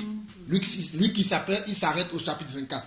À partir du verset 44, il leur dit, puis il leur dit, ici il va dire, puis Jésus leur dit, c'est là ce que je vous disais lorsque j'étais encore avec vous, qu'il fallait que s'accomplisse tout ce qui était écrit de moi dans la loi de Moïse, dans les prophètes et dans les psaumes. Pour ceux qui ne comprennent pas l'évangile, ils vont dire, ah, Jésus n'est pas. Jésus dit que dans les psaumes, on parle de lui. Dans les prophètes, on parle de lui. Dans tous les livres des prophètes, on parle de lui. C'est pour cela que nous qui disons que Jésus est le Père, c'est à cause de ces choses-là. Parce que dans les livres des prophètes, on ne parle pas de Jésus, on parle de Dieu. Mais comment Jésus va dire qu'on parle de moi dans le livre des psaumes et dans le livre des prophètes, s'il n'est pas Dieu? Bon, je ferme encore cette petite parenthèse, nous avançons. Alors, il leur ouvrit l'esprit. J'aime ça. Alors, il leur ouvrit l'esprit afin qu'ils comprennent les Écritures. Mes frères, mes sœurs, je vous dis dans le nom de Jésus, si le Seigneur ne vous ouvre pas l'esprit, vous pouvez être là à écouter un homme du matin jusqu'au soir. Vous ne comprendrez pas. Parce qu'il faut que le Seigneur vous ouvre l'esprit. Afin que vous compreniez sa pensée. Afin que vous compreniez sa parole. C'est le Seigneur qui doit faire. Ce n'est pas nous les hommes. Je suis d'accord. Le Seigneur va utiliser nous les hommes. Mais c'est lui qui doit être derrière la puissance que l'homme utilise. Mais si ce n'est pas lui qui est derrière la puissance, vous allez recevoir un autre esprit qui ne sera pas l'esprit du Seigneur, mais qui sera l'esprit de l'homme. L'esprit humain. Combien d'hommes sont remplis d'esprit humain aujourd'hui? Alors que nous avons besoin de l'esprit de Dieu. Le Saint-Esprit est important. Et l'esprit de Dieu, c'est Dieu lui-même. Il quitte la terre sous la forme de la chair corporelle, mais il revient dans notre corps par l'esprit, afin de nous diriger tous les jours. Comment si l'esprit n'est pas une personne, comment il peut nous parler? C'est une personne. Mais on ne peut pas le voir physiquement, on le ressent à l'intérieur de nous, il nous dirige, il nous guide. Nous continuons. Alors il leur ouvrit l'esprit, afin qu'ils comprennent les Écritures. Et il leur dit, ainsi il est écrit que le Christ souffrirait et qu'il ressusciterait des morts le troisième jour, et que la repentance et le pardon des péchés seraient prêchés en son nom à toutes les nations, à commencer par Jérusalem. Vous êtes témoins de ces choses. Vous êtes témoins de ces... Regardez, verset 46, il leur dit, ainsi il est écrit. Donc tout ce que nous faisons doit être écrit. Doit être écrit et conduit par l'esprit. Non seulement c'est écrit, mais nous devons être poussés comment? Par l'esprit pour l'accomplir. Car Ephésiens 2.20 nous dit quoi? Pas Ephésiens 2.20. Ephésiens 2.10 nous dit que car Dieu a préparé les bonnes œuvres pour nous afin que nous les pratiquions. Les bonnes œuvres ont été déjà préparées. C'est Dieu qui va nous les conduire pour que nous les pratiquions. Ce n'est pas nous-mêmes. C'est Dieu par son esprit. Il va nous conduire pour marcher selon les bonnes œuvres, pour agir selon les bonnes œuvres, pour parler selon les bonnes œuvres que lui-même il a déjà préparées d'avance. Pour Ami, les bonnes œuvres ont été préparées. Pour ma soeur Nadine, les bonnes œuvres ont été préparées. Pour la soeur Sylvie, les bonnes œuvres ont été préparées. Pour la soeur Mireille, les bonnes œuvres ont été préparées. Pour moi-même, les bonnes œuvres ont été préparées. Pour chacun d'entre nous, les bonnes œuvres ont été comment déjà préparées pour nous. Il suffit simplement de dire au Seigneur, Seigneur, où dans quelle direction je vais être allé. Bon, va là-bas. Il te dirige. Mais si tu ne lui demandes pas, tu vas faire fausse route. Ok, nous continuons. Et que la repentance et le pardon des péchés seraient prêchés au nom de Jean-Baptiste? Non. Au nom de Krishna? Non. Au nom de Saint-Pierre? Non. Au nom de Saint-Paul? Non. Mais en mon nom, en son nom, à toutes les nations, sans exception. À commencer par Jérusalem, vous êtes témoins de ces choses. Maintenant, le dernier chapitre, acte 2. Ce que Jean dit ici, là, ce que, j'ai dit Jean, Luc dit ici. Et Luc parle de ce que Jésus lui-même, il a dit. Donc, nous allons voir que, est-ce que ce que Jésus a dit, c'est accompli. Nous allons aller dans Acte, chapitre 2, et nous allons finir par là.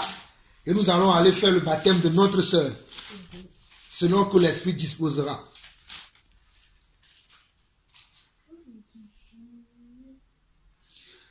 Avant d'aller dans Acte chapitre 2, lisons déjà dans Acte chapitre 1.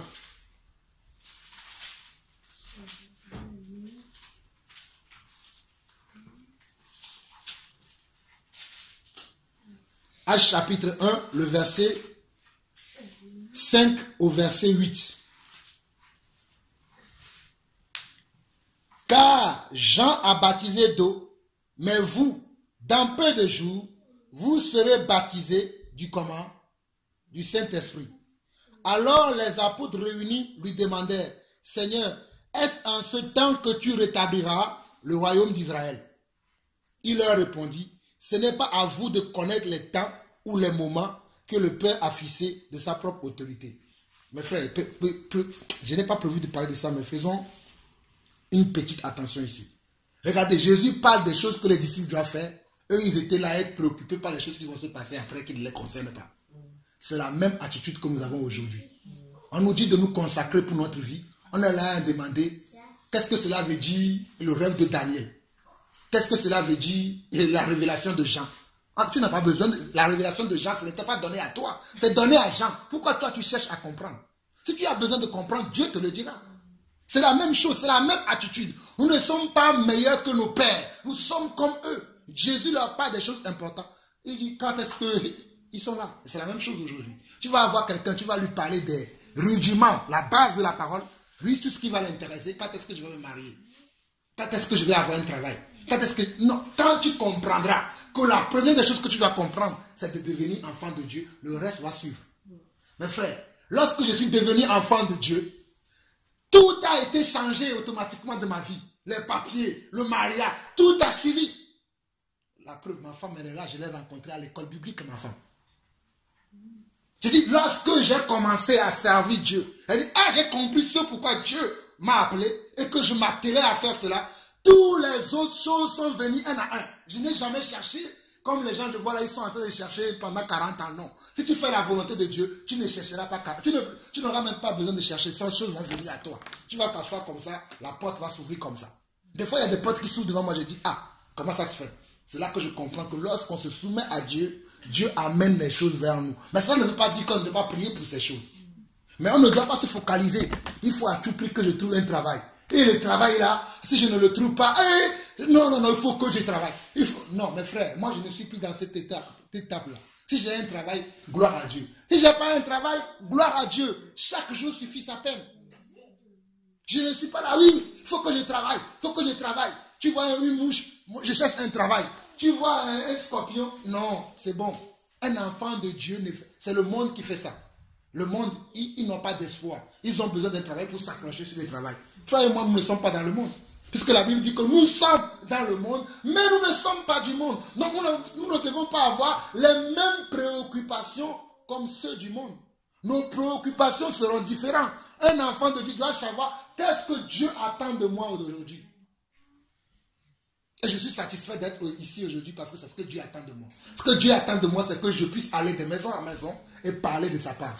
Ce n'est pas de rester devant moi, devant mon ordinateur, connecter les gens.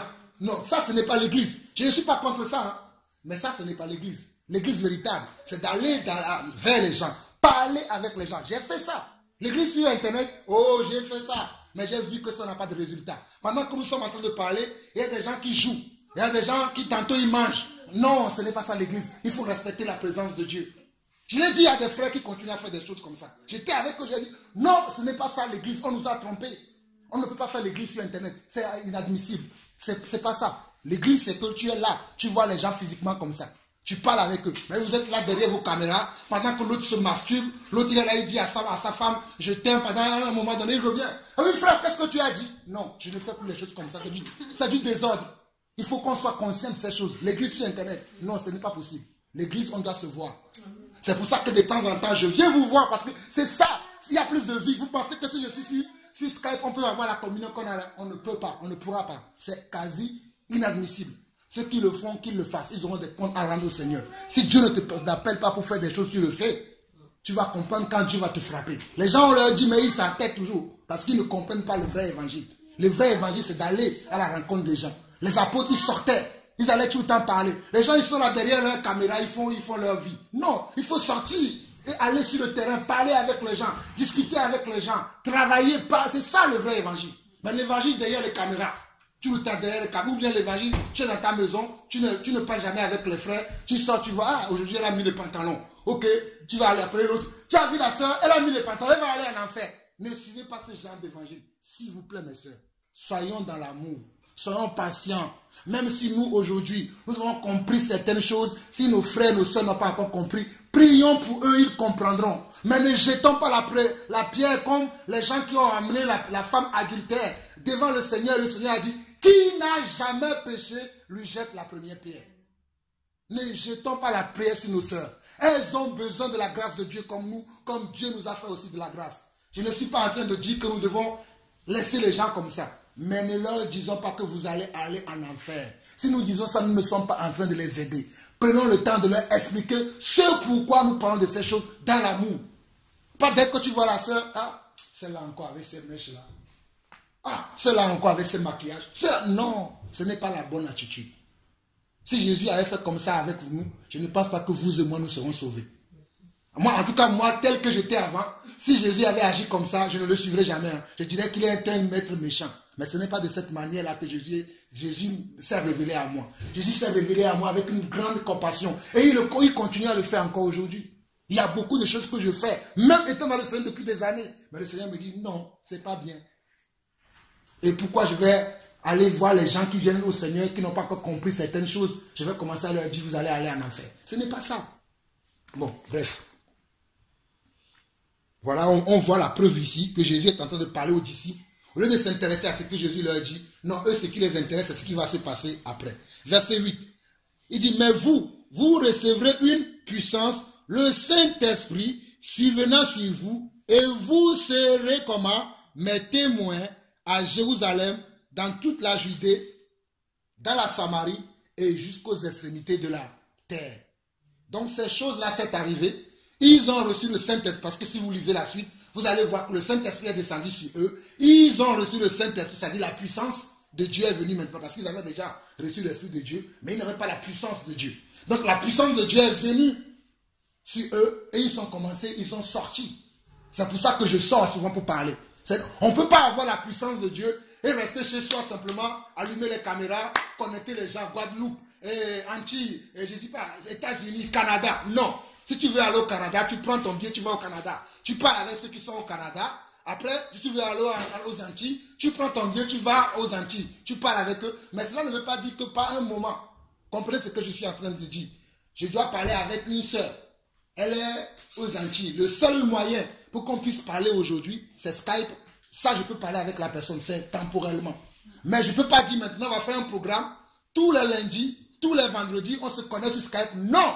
Je dis non à cela. Ceux qui font cela, ils ne sont pas en train de marcher selon la volonté de Dieu. Ce que je dis, c'est pas comme ça. Tu ne peux pas faire un programme. Non, le programme, c'est que tu vas chez les gens. C'est pour ça que l'apôtre Paul a dit que chacun, si on voit dans le livre de Corinthiens, il dit que vous choisissez un jour C'est comme ça que les apôtres fonctionnaient avec les gens. Ils leur disaient, choisissez un jour et moi je viendrai. Ou bien des fois, ils leur demandaient, posez vos questions, je vais vous répondre. Mais là, aujourd'hui, nous, on ne veut plus faire le travail de Dieu, on se cache derrière nos smartphones, tout ça là. Non.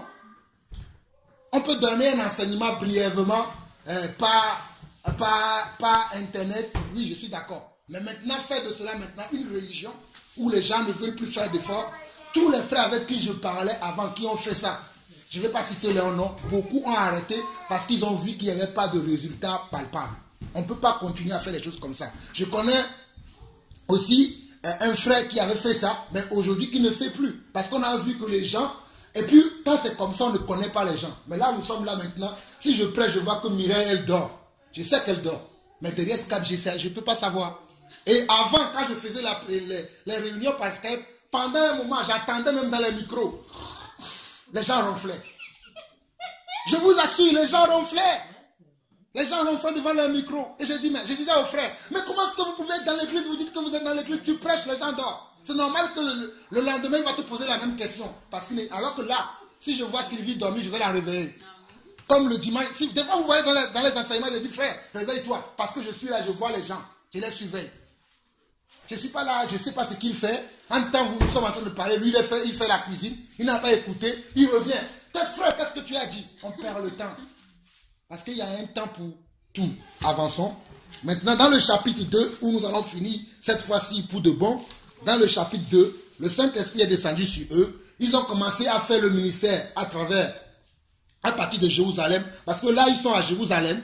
Ils ont prêché l'évangile pour la première fois. Et quel évangile ils ont présenté? L'évangile de Jésus. Ils ont présenté Christ à l'église. Et le verset 37, les hommes vont leur poser cette question.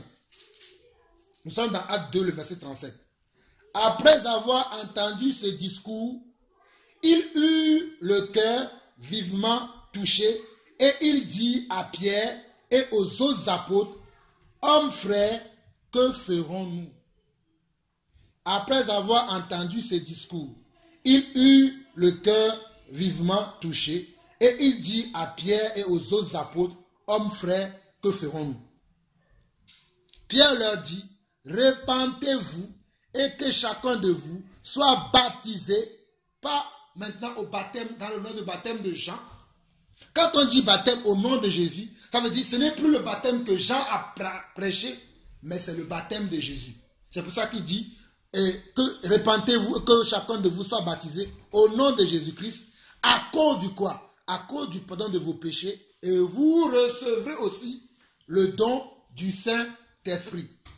Car la promesse est pour vous, pour vos enfants, et pour tous ceux qui sont au loin, en aussi grand nombre que le Seigneur notre Dieu les appellera. C'est pour ça que lorsque toi tu te baptises aujourd'hui, ne crois pas que tu vas être tout seul.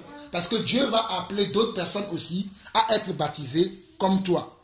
Et regardez, donc c'est pour ça que le baptême, on ne va pas s'arrêter. Vous voyez, là je suis en train, on parle du baptême. Mais regardez tous les autres points qu'on a touchés. Parce que regardez, il est écrit ici, et par plusieurs autres paroles. À l'origine, nous devons parler du comment? De baptême. Mais le Seigneur a évoqué plusieurs points dans ce sujet-là tout à l'heure. C'est pour cela qu'on ne peut pas cantonner le Seigneur. On ne peut pas dire, bon, on va faire comme ça. Non.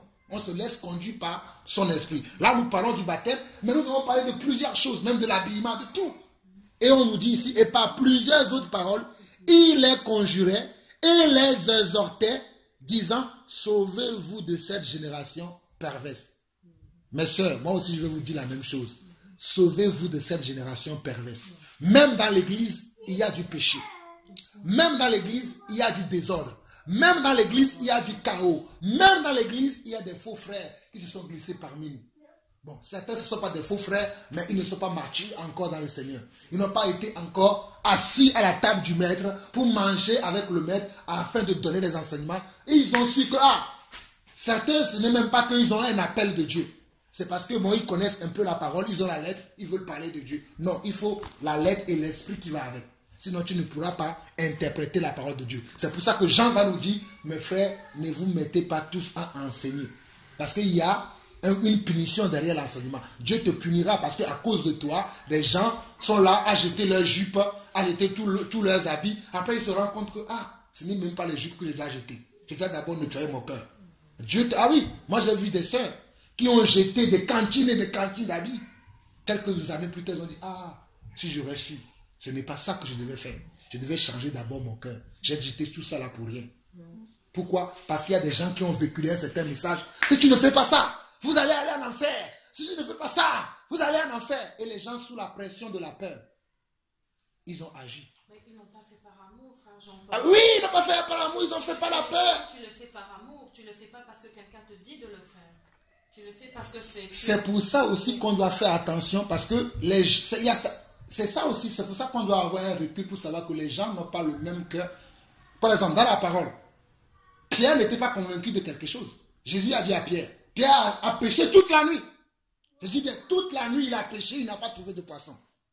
C'est écrit dans la Bible. Toute la nuit, il a fait, toute la nuit, il n'a pas pêché du poisson. Mais le Seigneur lui a dit, jette ton filet par là. Il a dit, mais Seigneur, moi j'ai péché toute la nuit. Moi je suis pécheur, je connais la mer plus que toi. Bon, ce n'est pas dans ces termes, j'exagère. Mais pourquoi tu me dis de jeter? Mais il a réfléchi, il a dit, bon, suis ta parole, je vais jeter le filet. Et sur la parole de Jésus, lorsqu'il a jeté le filet, il a péché. Donc on peut écouter la parole de quelqu'un et obéir. C'est pour ça que nous ne devons pas écouter toutes les paroles.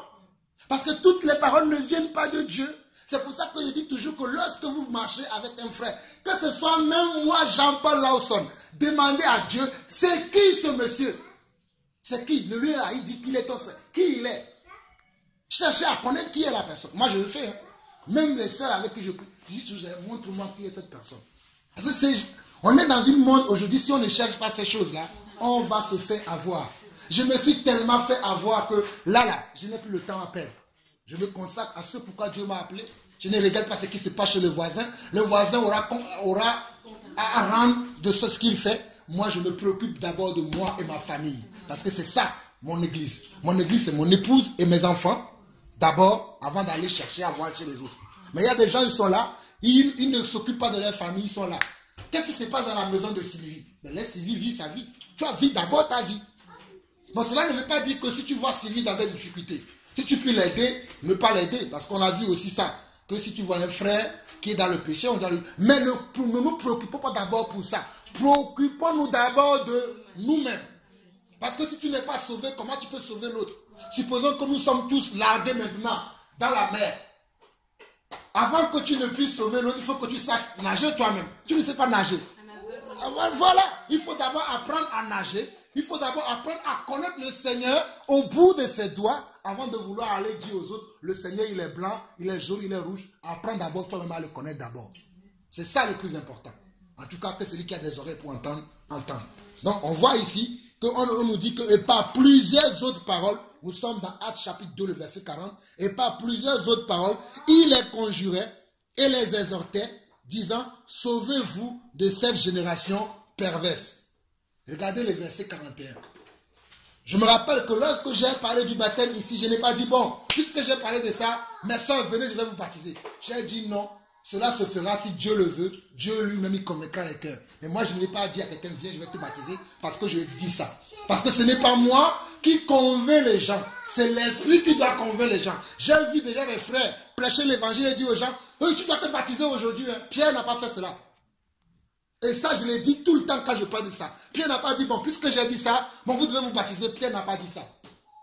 Au verset 41, on nous dit, ceux qui acceptèrent, les gens ont le libre arbitre. Ils doivent décider eux-mêmes. Nous ne devons pas les forcer. Oui, j'ai dit ça maintenant, ma soeur. Non, moi, pour que j'aie la communion avec toi, non, ce n'est pas comme ça. Laissons le temps que le Seigneur fasse comme on a dit. Paul dira que j'ai planté, Apollos a arrosé, le Saint-Esprit a fait croître. Peut-être le message que je parle aujourd'hui là. Quelqu'un d'autre va encore ajouter quelque chose d'autre encore. C'est ça comment arroser. Quelqu'un d'autre encore va encore ajouter encore. C'est ça encore arroser. Et un jour le Seigneur va faire croître. Et la personne va se décider. Il faut que je trouve quelqu'un, un homme de Dieu, pour qu'il me baptise. Parce que son temps est arrivé. Mais si je le force, il va faire. Mais il ne va même pas comprendre ce qu'il fait. Il sera toujours pareil. Sa vie d'après sera comme sa vie d'avant. Mais s'il le fait, conduit par l'Esprit, sa vie d'après sera franchement différente. Et c'est pour ça qu'on nous dit ici au verset 41, ceux qui acceptèrent sa parole furent baptisés et en ce jour, le nombre des disciples augmenta d'environ 3000. C'est ceux qui acceptent. Ce n'est pas nous qui disons, puisque je viens de prêcher, comme je vois dans les églises, ceux qui veulent se baptiser, levez la main. Non, je ne dis pas ça. Ceux qui veulent recevoir Jésus-Christ, levez la main. Non, moi je prêche l'évangile. Celui qui veut recevoir Christ, lui-même, il va aller vers Christ et il dit, Christ, j'ai entendu parler de toi aujourd'hui. Je veux faire partie de ton église. Je veux devenir ton fils. Et Christ va l'écouter. Mais ce n'est pas moi qui lui dis, lève la main. Non, ça ce sont les hommes qui ont inventé ça. Ce n'est pas ça l'évangile. La personne y croit dans son cœur. Le Seigneur sait. Pendant que nous sommes ici là. Vous allez me trouver bizarre. Même la personne qui ne va pas être baptisée aujourd'hui. Si Jésus revient ce soir, s'il est convaincu dans son cœur que c'est ce qu'il le faut, il sera sauvé. Parce que ce n'est pas la foi. Ce n'est pas parce que tu es rentré dans l'eau. Je ne dis pas qu'on ne doit pas rentrer dans l'eau. C'est important. Mais ce n'est pas la foi. Dieu sonde les cœurs. Autrement, celui qui est le voleur à la croix ne serait pas sauvé. Parce qu'il n'a pas été dans l'eau après. Mais il a dit à Jésus, je veux. Aujourd'hui même, je veux. Et Jésus a dit, aujourd'hui même, tu seras avec moi. Donc c'est la foi qui est importante. Mais je ne suis pas, parce que les gens vont tordre le sens. Je ne suis pas en train de dire, non, c'est la foi qui est importante, ne vous baptisez pas. Non. Mais laissez le temps au temps que les gens eux-mêmes, ils prennent leurs décisions. Ne forçons pas la main aux gens. Ne forçons pas les gens. Ce que nous avons compris, il faut du temps pour d'autres qui le comprennent. Parce que c'est Dieu qui convainc les cœurs. Ce n'est pas nous, les hommes. Et Marc chapitre 16, et c'est là où nous finissons. Et ma soeur, prépare-toi, nous allons sortir. Il fait nuit, il fait presque 19 heures, mais l'eau peut encore nous accueillir. Même s'il fait froid, l'eau peut encore nous accueillir. Marc chapitre 16, ou Marc chapitre 15, parce que Marc aussi, souvent c'est un livre qui, je me trompe souvent sur le dernier chapitre, c'est le dernier chapitre de Marc. Marc chapitre 16, si je ne me trompe pas. Oui, voilà, Marc 16, verset 15 à 16. Et je vais m'arrêter aussi là maintenant pour de bout de bon. On va prier et on va aller baptiser la sœur. Marc chapitre 16, plutôt verset 15 à 16. C'est la même chose que nous avons lu dans Actes chapitre 2. On dit, puis il leur dit, allez partout le monde et prêchez la bonne nouvelle à toute la création. Celui qui croira, on n'a pas dit celui que tu vas inciter à venir faire même s'il n'a pas cru. On a dit celui qui comment? Croira. D'abord, ça commence par croire. Il faut que la personne croie. Celui qui croira et qui sera baptisé sera sauvé. Mais celui qui ne croira pas sera condamné. Vous voyez voir que celui qui ne croira pas, on n'a pas dit celui qui ne sera pas baptisé. C'est-à-dire c'est la croyance qui est importante. La croyance de ce que tu fais. L'importance que tu donnes à ce que tu fais. Je me rappelle, mes frères, vous allez me trouver bizarre. Le jour où j'allais me baptiser, j'ai dit, Seigneur, si même il faut que le Saint-Esprit descende comme une colombe, comme il est descendu sur Jésus, qui descend sur moi. J'ai gêné 3 jours pour ça. Malheureusement, le jour de mon baptême, je n'ai rien vu comme ça. Mais je crois à ce baptême-là. Parce que je l'ai fait avec un cœur sincère. Je l'ai fait avec l'amour. Je l'ai fait parce que je désirais rencontrer le Seigneur. Mais je vous assure, j'ai jeûné pendant 3 jours. Avant le jour de mon baptême, j'ai jeûné, j'ai dit, Seigneur, que ce jour-là soit un nouveau jour de ma vie. Je veux voir le Saint-Esprit descendre sur moi. Comme la Bible le dit que le Saint-Esprit est descendu sur soi, sur une forme de colombe. Malheureusement, comme je vous dis, ça n'a pas été comme ça. Je me suis baptisé dans la discrétion et derrière. Mais ce jour a été le jour qui a été le tournant de ma vie et qui continue. C'est une marche, une série. Donc continuons à rester dans la volonté du Seigneur. Autant marqué par Dieu lui-même, il nous éclairera.